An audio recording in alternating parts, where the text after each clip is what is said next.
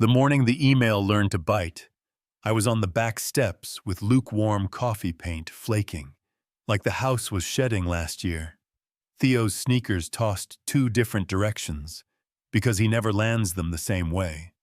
And my phone lit up with a headline that tried to sound unsure, but the photos did all the talking. Tech magnate Caleb Rowan's secret family. Question mark for decoration. There he was kneeling by the swings in that navy shirt that makes him look honest. There was my kid looking at him like gravity remembered how to work. There was me off to the side with nothing to do with my hands, which is half of motherhood. If we're telling the truth, I didn't throw the mug. I made peanut butter toast because the house felt like a polite fire, and you still feed a child when the smoke acts nice. Theo shuffled in, rubbing his eyes. Are we famous? He asked. Only on Tuesdays, I said, because jokes are small parachutes, and he hates Tuesdays. Caleb stood at the door, like sorry, and good morning jammed in his throat. We can fix this, he said low, like the floor was wired. We don't fix our kid, I said. We protect him, different verbs, he nodded. Not like a man closing a deal, like a man trying to keep a promise publicists slid in before the coffee blinked. We can reclaim the narrative. Sit down with a friendly anchor, soft light, honest tears. The voice was marshmallow and management. I said, the narrative is a child, not an episode. Caleb told them, we're not doing any of that, and put the phone face down like it could hear him by 8:15. There were two vans pretending to be deliveries, and a camera guy who might have been decent in a different century. At drop-off, I ran Theo through the fire drill. Are you rich? We're building a treehouse. Is he your dad? Yes. Do you get special treatment? Only if the cafeteria runs out of tater tots. He tried to trade the scandal for skipping spelling. Nice try, I said. A reporter waited by the no loitering sign. The old Caleb would have treated the lens like a mirror. The new one walked my kid to class and didn't turn back. You know what I mean? If you've never been the villain in a story you didn't know was being written, I recommend you skip that club in 2 hours and change. The comments traveled from curious to cruel. People grow 10 feet taller when no one sees their hands. I washed dishes, we didn't. Dirty, my friend Nora texted. I'll come body block your lawn like a golden retriever. I love women like that. The board called a special meeting in a room with too much glass and not enough sole fiduciary duty, exposure risk, family distraction. They used numbers like a shield, Caleb said quietly. I'm a better operator with a life you hired. A machine, I built you a company. Choose shuffle of paper, corporate gravity, a vote for interim leadership, which is code for someone who doesn't exist until you behave back home. I said they'll buy your silence with a severance check and an NDA thick enough to reshingle the roof. What do you want? Riley, he asked, and I could feel the answers he expected. Stability. As a water heater that doesn't sound haunted, a PTA that speaks in bullet points. But I surprised both of us, and I want Tuesdays. I said practice pasta bedtime story. Sounds small, isn't I'm here, he said. And when I can't be, I'll say it before you dress the hurt for me. That's a sentence, I told him. I'm watching for a pattern. He didn't argue, which is how I knew he was listening later. At our wobbly table, he wrote 2 letters, one that said he'd stay and split himself into tidy squares. One that said he was done, left them side by side like 2 doors. You test with your palm, life didn't stop for suspense, we still had math. Theo snapped a pencil and called himself dumb. Caleb knelt. Your brain is a toolbox today. It looks messy, tools still work in a mess. And my kid unclenched by half an inch, change isn't cinematic up close. It's a paper towel when milk hits the floor. The schoolyard drama wore its polite cardigan. A mom with a smile asked where Theo got his eyes. From me, obviously, I said, because I'm fascinating. She laughed, like I was allowed to be liked. Again, the internet chewed on us until the flavor ran out. An anonymous post said, "I trapped him." Another said, "I must be exhausted from hauling all that ambition in a thrift store." Purse, I almost filmed a rebuttal in the bathroom. Then remembered my kid can read. Caleb posted first.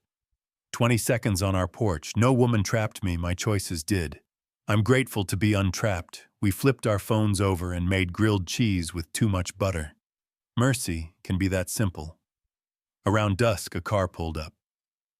Marin Ashby stepped out with a paper bag and a spine people mistake for arrogance, magazines call her. His model wife, like that's a crime. And also her whole name, I didn't leak it, she said. I know. I said. She looked past me to the rocket lamp. If he stays, he'll fracture. If he goes, you'll be asked to hold pieces too, will you? Only if we're building, not sweeping, I said. She turned to Caleb, choose it clean, then hugged me in a way that said, you might hate me later. But not for this. Mercy sometimes looks like a woman handing you lemon bars and a mirror.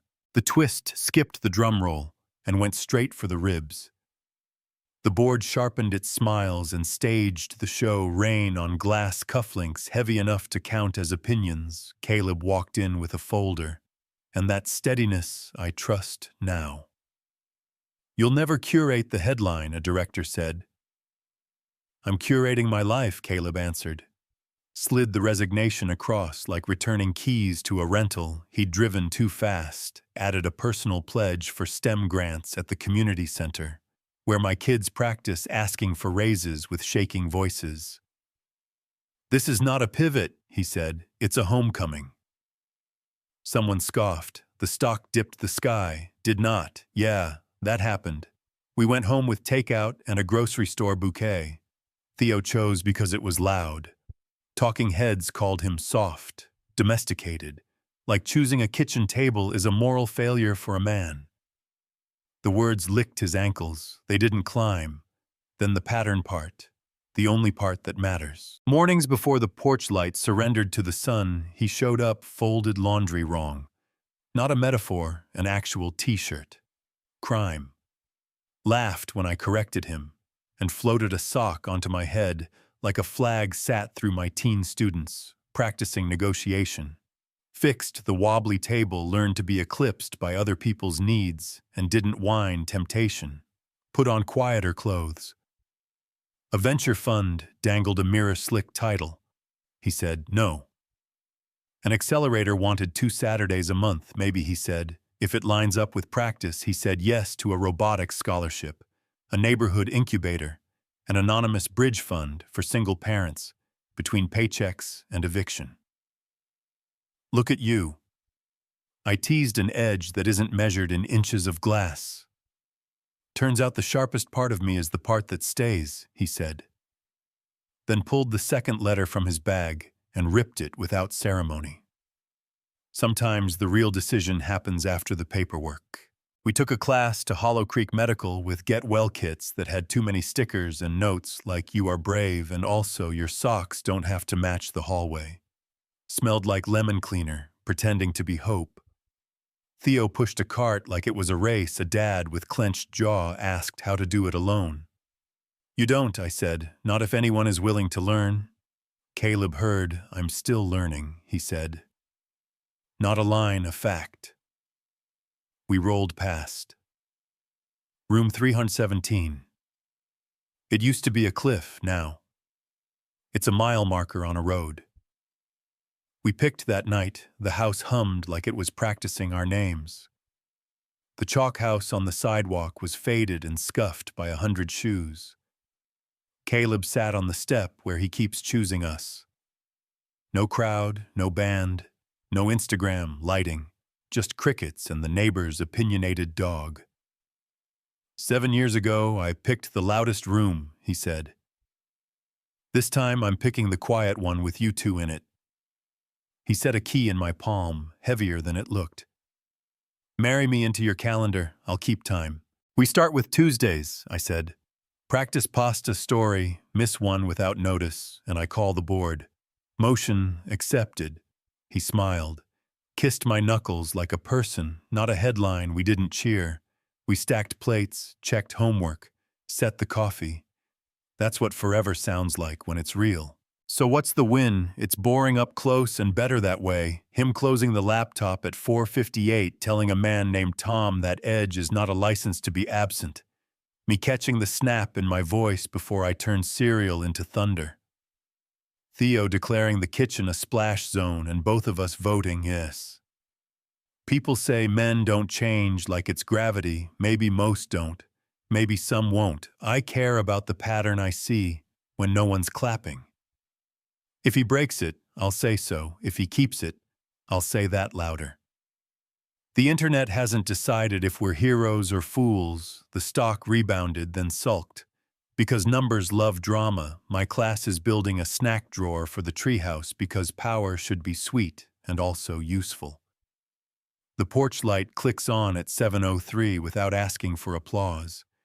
It doesn't know it's a symbol, it just does its job, and that might be the whole point. If a board dangled the bigger market in front of you, would you take the money and trust your partner to hold the line? Or would you draw the boundary and say, enough what feels soft to you and what feels strong? Have you watched someone actually change in the slow, boring way that sticks? Or did you learn the hard way that performance just has better lighting? Tell me where you're watching from, what you do in that glass room, what your porch light looks like, and when you knew it was time to choose it. Drop your story, argue with me if you need to. I read them, all of them, especially the ones that make me talk back to the toaster.